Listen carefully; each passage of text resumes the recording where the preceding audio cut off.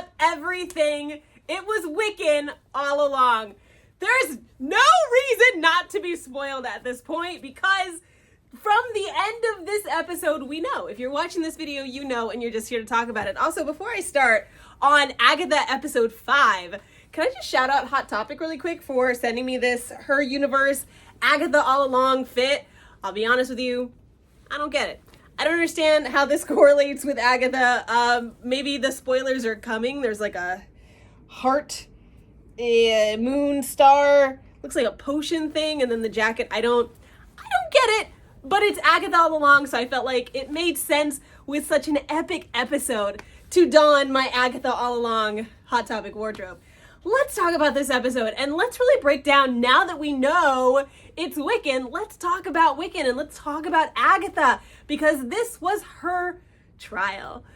We have Agatha's trial, and it's great because we're talking about life and death, and Agatha being the bearer of death, and honestly, it just seems like death is all around us in this episode.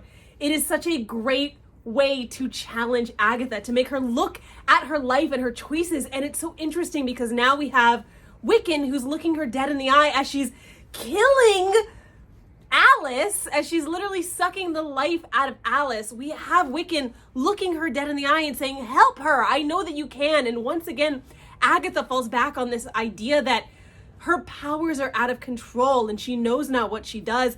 And I love that now we are challenging Agatha because she's been around for centuries, and here she is demanding so much of all of these other witches, but for herself, she gets to keep feigning, I can't. And I love that her trial was forcing people to challenge her on that. And she literally has her mother there. And yeah, there's these really sweet moments and really vulnerable moments where Agatha is asking her mother, like, what did I do? Why?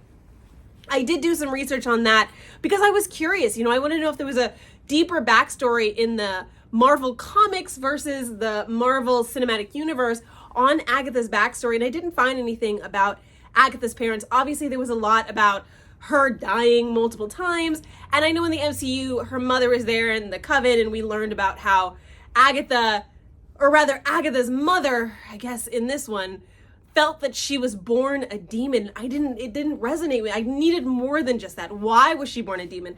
Did she automatically start taking her powers away? Because I could see Agatha's mother wanting to coo her or soothe her as a baby and using her powers, and Agatha already, like, at a young age, sucking her powers away.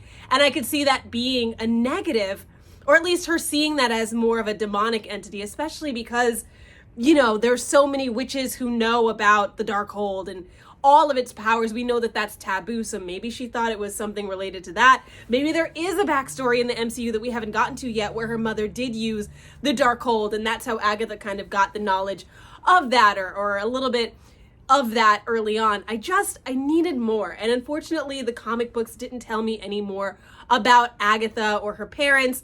Agatha just is. She just manifests from the comics. And the MCU obviously doesn't give us anything more. I was curious on maybe, like Tommy, she had some time with Mephisto. Maybe she was born like Diana from DC. She's part Amazonian, part god of some sort. I just needed more. I needed more understanding as to why her mother hated her and gave her such a deep backstory, and I do hope that the MCU eventually gets to that. Let's talk about Wiccan. So this knowledge comes straight from the Marvel Comics website. But Wiccan was destined to become the Demiurge, which was a godlike cosmic entity whose limitless powers both lure and strike fear into beings like Dormammu. And I don't know if you remember, but Dormammu was that big smoky creature that Doctor Strange literally had to put a loop on. Like, Doctor Strange himself could not defeat it. He had to put a loop and then caused Dormammu to get so tired of him that he was like, okay, whatever, like, moving on. It's an insane being. And Wiccan's powers, or at least the powers that Wiccan was destined to get, is enough to excite, taunt, and scare this cosmic being and so many others. And so we might, perhaps, have seen that in this episode, but most certainly we saw him using his chaos magic because we saw the crown, the Scarlet Witch crown, upon his head. Like mother, like son. I loved that. And so,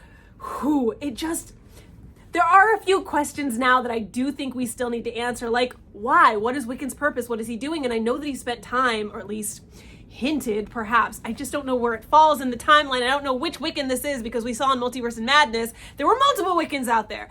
Is this the Wiccan from the end of the film that our Wanda was beaten up on that Wanda's version of, and we saw Billy and Tommy ignore our Wanda and go to their mother? Like, is it that, or is it hers? Because hers disappeared with Westview.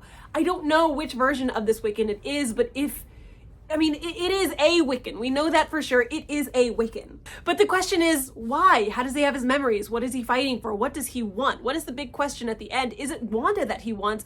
Or could it be that it's his brother? We have no idea what happened to Speedy. So maybe this is a conquest to get his whole family back, to figure out what's going on with Vision. I think Vision, at least White Vision, is probably off with his pretend family, Virginia and the kids. So I'm sure we'll see what's happening with him in a live action soon enough. He's off learning how to be a human part 2. But as far as this Wiccan goes, why is he on this road, and why was it so desperate and deep that he had to seek out Wanda? And why? I don't think Alice Wu is actually dead. Then Mrs. Hart and now Alice are dead, because the whole point is you have to get to the end of the road with your coven. And I think that somewhere along the lines, whether it be Wanda giving back some of that power, or Wiccan using his Scarlet Witch powers. I wonder if there's a different, no, I think it is just Scarlet Witch. Or Wiccan using his Scarlet Witch powers. Somehow these characters are gonna have to come back. That would make me so mad, because Alice Wu has such a rich and dense and fun history, and we didn't even get to see her use her magic poo-poos. Like, we didn't get to see her use those at all, and that's her big thing, is that she doesn't use, and like, I should have known she was gonna die, because she didn't get the broom.